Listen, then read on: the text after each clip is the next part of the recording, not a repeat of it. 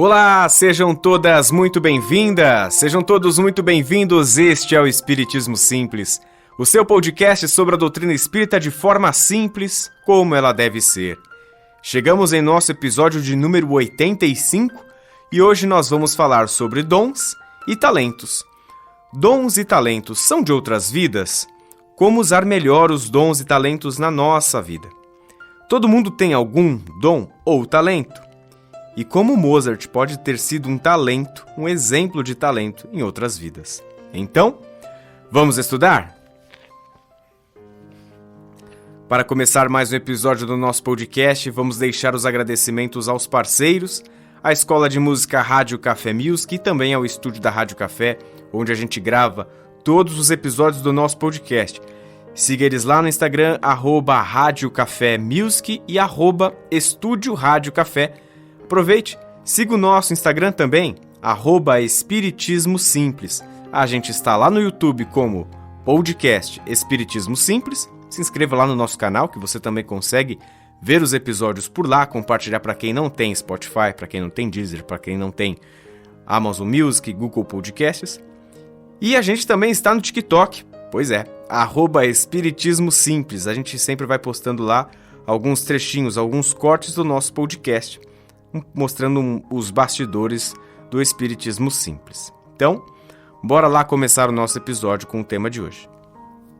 Para a gente começar o episódio, vamos logo na primeira pergunta: se os dons e talentos são de outras vidas para o Espiritismo? Como é que isso se explica, né? Como é que a gente consegue entender melhor essa questão toda dos dons que algumas pessoas conseguem apresentar e explorar de uma forma tão brilhante, né? Antes de responder se os dons e talentos são de outras vidas, a gente vai pegar uma passagem bíblica muito conhecida, que é a parábola dos talentos, super conhecida, né? Então, tem um estudo já compartilhado pela FEB, que é a Federação Espírita Brasileira, que fala justamente sobre essa parábola dos talentos e mostra essa passagem à luz do Espiritismo, né? Então, de acordo com aquilo que o Espiritismo, a doutrina espírita, compreende e interpreta essa passagem bíblica. Então, se você não lembra da parábola dos talentos, eu vou tentar dar uma resumidinha, mas fica aí o convite para você dar uma pesquisada e ler ela completinha, tá? Mas, parábola dos talentos, o que se passa nesse trechinho bíblico? Então, havia um homem que chama os seus 3 servos, e ele vai conversar com esses 3 servos e ele informa que vai sair por um tempo, vai se ausentar, e aí, assim que ele informa sobre isso, ele deixa ao primeiro dos servos, entrega 5 talentos. Ao segundo, ele vai lá e entrega 2 talentos. E ao terceiro, ele entrega 1 talento. O que seria talento? Né? Para explicar, talento era uma unidade de medida da época, né? Que tinha como se fosse um valor monetário naquele período. O homem, então, vai, se ausenta, e depois ele vai voltar para ver o que cada um acabou fazendo com esses talentos, né? Com esse valor. Então a distribuição ela é feita de acordo com a capacidade de cada um, né, para que eles trabalhassem, conseguissem fazer negócio e aumentar também esse valor, essa riqueza. O primeiro, que tinha 5 talentos, conseguiu outros 5, então acabou ficando com 10. O que tinha 2 talentos, conseguiu mais 2 e ficou com 4. O que tinha 1, guardou, tinha medo de perder, escondeu e não conseguiu nada, ficou somente com aquele. E aí observem que a tarefa mais simples seria desse, né, que tinha somente 1 talento, que se conseguisse somente mais um talento, fizesse algum negócio, ele já teria dobrado tudo que ele tinha, né? Por mais que fosse 1, iria conseguir um segundo. Passado um tempo, esse homem volta para ver o que os seus servos haviam feito, né, com o valor, com o que eles tinham conseguido. E aí a gente já vai observar em um sentido simbólico cada uma dessas histórias. A gente já vai falar um pouquinho sobre isso. Então o homem fica feliz com os 2 primeiros que conseguiram, né, dobrar os seus talentos. Então estava com 5, foi com 10, outro estava com 2, ficou com 4. Mas se chateia muito com aquele que não fez nada, que nada tentou, que escondeu o seu talento, preocupado se perderia, né, ficou ali acomodado.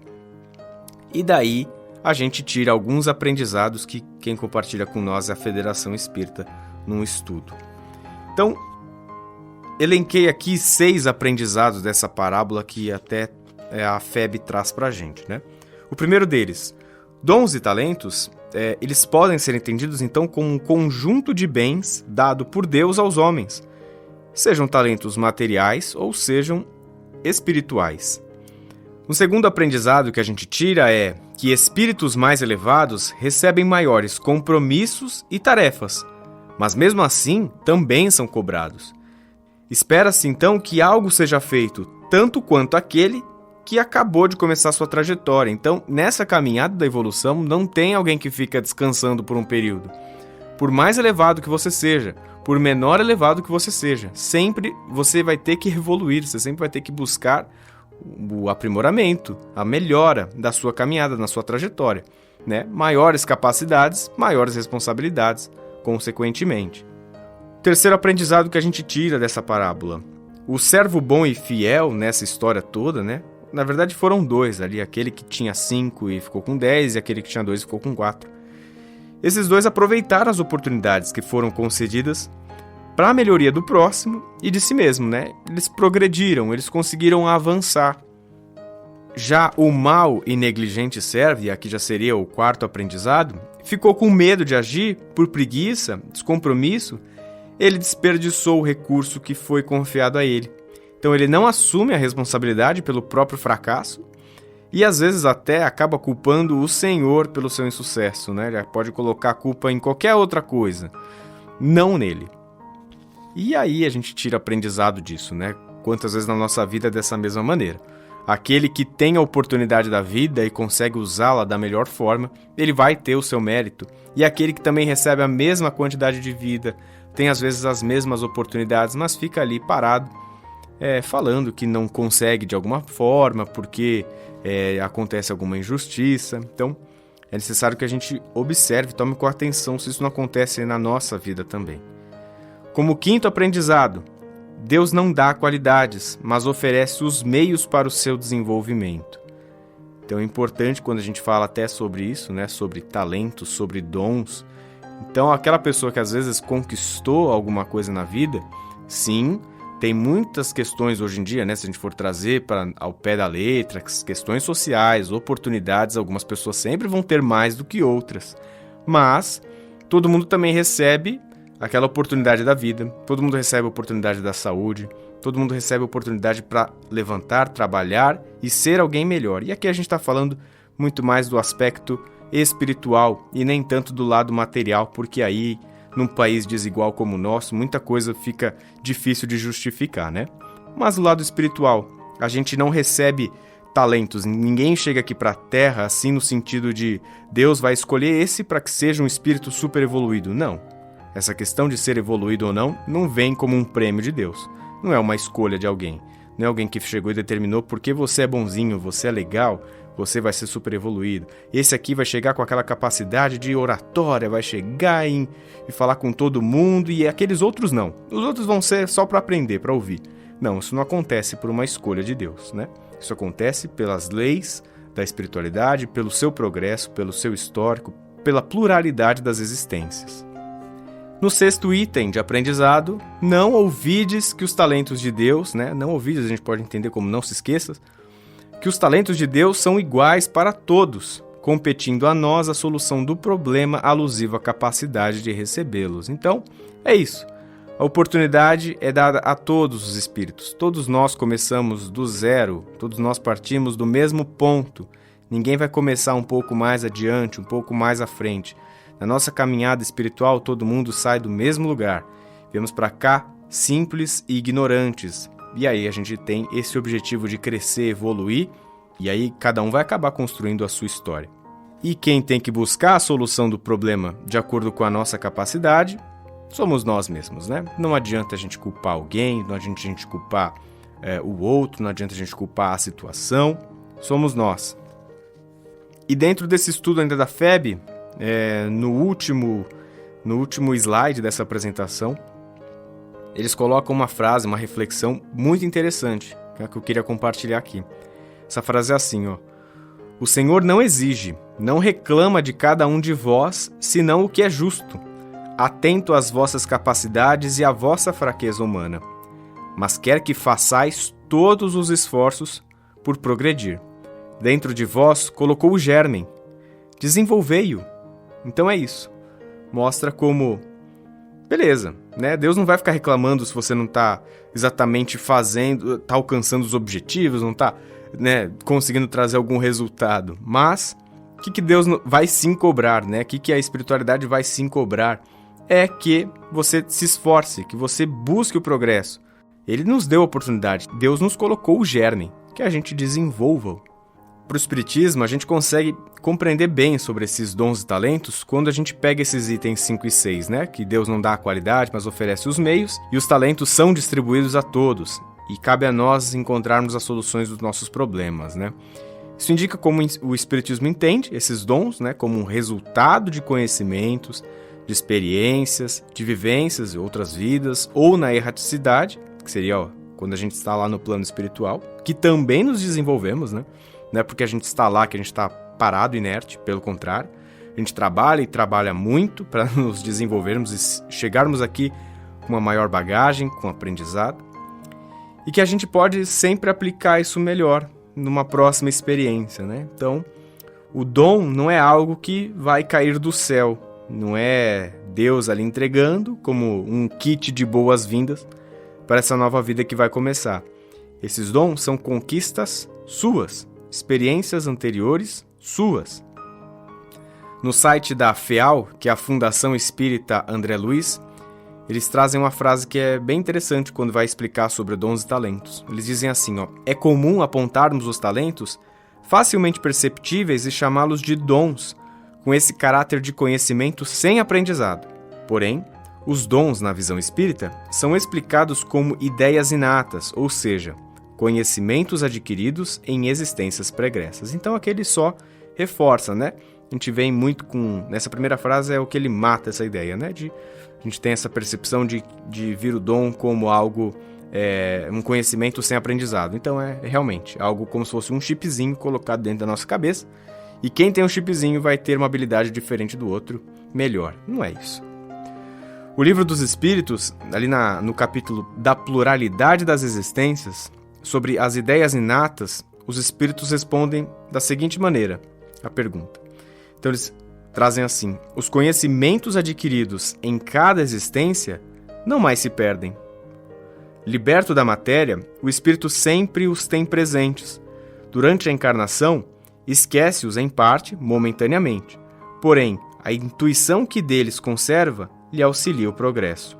Olha que interessante que os espíritos não vão acabar respondendo para a gente aqui, né, relacionando dons e talentos com a pluralidade das existências.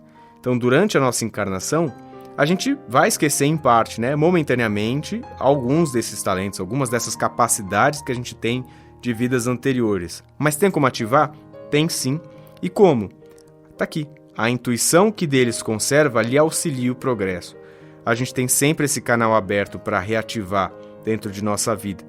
Sabe aquele tipo de coisa que acontece, aquela tarefa que a gente executa, algo que a gente faz bem, às vezes pela primeira vez e percebe, ou os outros ao nosso redor acabam percebendo, caramba, você é bom nisso, você faz bem isso, por que você não continua?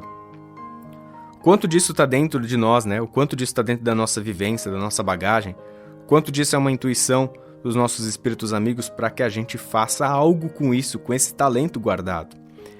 Eu gosto muito de trazer o exemplo do Mozart, a gente já falou sobre ele em episódios anteriores, até sobre, acho que foi episódio 2 ainda, quando a gente fala sobre outras vidas, né? Essa questão da pluralidade de existências. Então, o Mozart é um exemplo perfeito para falar sobre talento, né? Acho que não teria melhor. Ele, com apenas 6 anos, ele já era inserido ali numa família, né, ligada à arte, tinha um pai, um grande violinista. O Mozart, já com 6 anos, viajava pela Europa, apresentando seus dons, né, musicais, encantava as cortes, né, naquele período, 1700 e pouco. E algumas vezes até para mostrar essa capacidade dele, que era absurda, com 6 anos de idade, gente. Pensa, acho que muitos de vocês devem ser pais, devem ter uma criança de 6 anos, uma criança que está aprendendo, está sendo alfabetizada, e que hoje são muito inteligentes, né? Mas imagina, com 6 anos, essa criança viajando pela Europa, encantando as cortes, e os pais muitas vezes colocavam o menino, o Mozart, o pequeno Mozart, de olhos vendados, para apresentar a sua performance tanto no piano quanto no teclado. Como que a gente explica esse tipo de coisa, né? Com 7 anos, o pai dele, o pai do Mozart, registrou as primeiras composições do pequeno talento na França. E era admirável esse talento que certa vez tiveram que colocar o Mozart preso numa salinha para mostrar, para certificar que as composições eram realmente dele. E ele escrevendo ali na hora, fazendo ao vivo, né? Então, com essa pouca idade, né, com 6, 7 anos de idade, uma criança que mal sabe ainda, está aprendendo a escrever, até está aprendendo a falar, na verdade, né? O que justifica esse talento? Deus escolheu então Mozart para se destacar na música e depois morrer? Foi justamente essa a tarefa dele? Vai lá Mozart, só para eu mostrar que eu sou Deus, impressiona esse povo, mostra aí que eu sou Deus poderoso, que eu consigo te dar um talento, e ensina a música para esse mundão aí afora e beleza. Depois ele faleceu com 35 anos. E depois já tá tudo certo, você resolveu sua missão. Não é muita inteligência ali, concentrada por um acaso, uma coisa assim meio do nada? Então o espiritismo, a pluralidade das existências e essa bagagem de outras vidas são capazes, né, de explicar essa performance do jovem austríaco aí, que assim encantou o mundo, né? É a bagagem, é tudo que ele veio de outras vidas, é a capacidade dele, o talento dele que ele já tinha no passado. Todo mundo tem algum dom ou todo mundo tem algum talento? Sim, considerando que a maioria de nós já tivemos experiências anteriores até chegarmos aqui, né? É isso. Todo mundo já fez alguma coisa antes. A gente não está aqui falando sobre nesse mundo da arte, né? Claro que fora do espiritismo, o dom, o talento, ele acabou ganhando um valor muito, super artístico e comercial do que poderia ser. Então, fora do espiritismo, vamos compreender esse dom ou esse talento como uma vocação. Algo que a gente sabe fazer, fazemos bem feito e que principalmente é bom para o outro, que tem uma função social, de ajudar, de ser útil, e não apenas te satisfazer, te enriquecer, te trazer prestígio ou te colocar em evidência. Então, eu trago essa reflexão para você que já identificou o seu dom, já identificou o seu talento. Você usa isso para ajudar o outro? Para melhorar o seu redor? Para melhorar um pouquinho a vida de quem se aproxima de você? Você pode ser um professor, por exemplo. Você consegue ensinar alguém para além da sala de aula do seu trabalho? Você pode ser um profissional da saúde, um enfermeiro, um médico. Você é capaz de cuidar de alguém quando não está de jaleco, não é verdade? Você pode ser um humorista. Você consegue arranjar um tempinho para fazer alguém sorrir por caridade, por amor? A gente não vai mudar o mundo, mas a gente pode sim ajudar o mundinho ao nosso redor. E aí é que tá. Se você ainda não percebeu, acho que o seu talento, não tenha tanta ansiedade. Fique calmo. Ainda somos tão jovens, como diria Renato Russo. É possível que a gente viva uma vida toda e só perceber ainda mais velho naquilo que é bom. E é possível também que esse tempo todo você já usou o seu talento, ajudou pessoas, melhorou o mundinho ao seu redor, mas só não percebeu, só não se deu conta. E como que a gente identifica o nosso próprio dom? Como que a gente pode usar melhor os nossos dons e talentos na nossa vida? Acho que o segredo de quase tudo na nossa vida, de quando a gente quer ser alguém melhor, é o autoconhecimento. E a questão do dom é muito sobre isso. É observar, olhar para o seu interior, observar aquilo que você já faz bem, com facilidade, fazer uma autoanálise, tomar atenção no seu dia a dia, relembrar o seu passado e também ficar atento àquilo que as pessoas dizem para você, Claro, atenção, quais são essas pessoas próximas que agregam em sua vida, que te querem bem, o que eles dizem que você faz muito bem. Tome atenção, tome nota disso. Observe se isso não se repete em algumas oportunidades na sua vida. Outro ponto é que não existe a história de eu não sou bom em nada, eu não consigo ajudar em nada, não tenho nenhum talento. Olha o que o livro Fonte Viva, que foi psicografado pelo Chico Xavier, e aí enviada pelo Espírito Emmanuel, diz justamente sobre esse trechinho. Há muitas pessoas que se acusam pobres de recursos para transitar no mundo como desejariam e recolhem-se à ociosidade, alegando o medo da ação, e alcançam o fim do corpo, sem o mínimo esforço para enriquecer a existência. Se recebeste, pois, mais rude tarefa no mundo, não te atemorizes à frente dos outros e faze dela o teu caminho de progresso e renovação.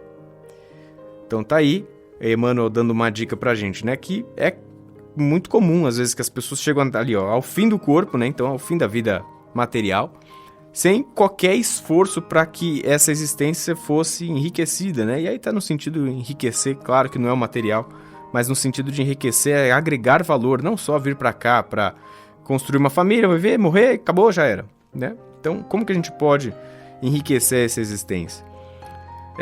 Se recebeste, pois, mais rude tarefa no mundo, então se você tiver uma dificuldade, se tiver uma grande missão, uma grande tarefa, não te atemorizes à frente dos outros e faze dela o teu caminho no progresso e renovação. Então, arregace as mangas, né? É isso, é você sair da sua zona de conforto e ajudar e se desenvolver. É assim que a gente evolui, parando de reclamar e fazendo. Então, a espiritualidade, ela sempre vai dar um jeito de indicar tarefas, de indicar missões, pequenas oportunidades que a gente, né, tenha contato com aquilo que fazemos bem, que sabemos fazer, que a gente tem prazer em praticar, em ajudar o outro. Às vezes a espiritualidade vai te puxar mais do que você imagina. Vai te lembrar em pensamento, vai te trazer em ideias, vai te recordar em sonhos. Mas fique tranquilo que essa comunicação vai ser feita. E se ainda assim, um dia, não encontrar o seu dom ou talento, pratique o dom de amar. Todos sabem como fazer. O amor, ele pode cobrir todas as lacunas que o dom não alcança, que a boa intenção não chega. É sim arregaçar as mangas e fazer. Quem recebe sempre vai sentir o dom do seu amor. Os trabalhos técnicos de mais um episódio foram feitos por Fernando Teixeira. Eu sou Bruno Sereno. Este é o Espiritismo Simples.